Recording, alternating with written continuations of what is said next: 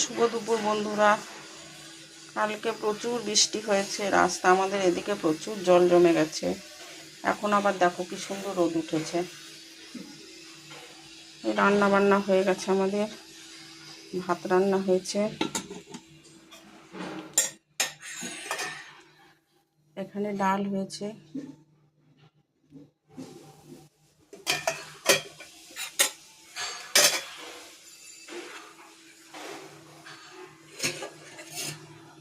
এখানে হয়েছে কাঁকরোল ভাজা।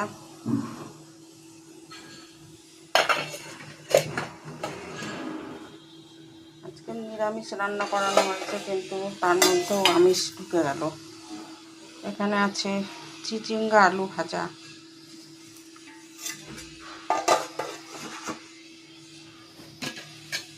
কালকে লাউ দিয়ে মুগ ডাল দিয়ে তরকারি হয়েছিল এটা।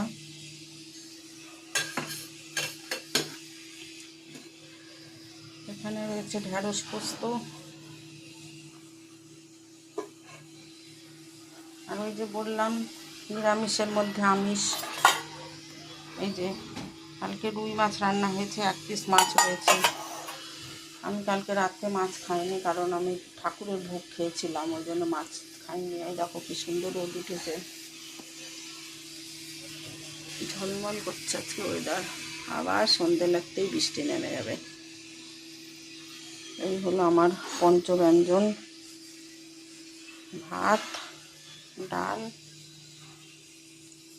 ঢেঁড়স পোস্ত, কাঁকরোল ভাজা, চিচিঙ্গা ভাজা, লাউ দিয়ে মুগ ডাল দিয়ে তরকারি, আর এই যে রুই মাছের ঝোল। ওটা ছেলের জন্য, ছেলে খাবে বলে আলাদা সরিয়ে রাখা হয়েছে এঁঠো থেকে। তোমরা কে কী রান্না করলে কমেন্টে জানিও। শুভ দুপুরের অনেক অনেক শুভেচ্ছা ও ভালোবাসা।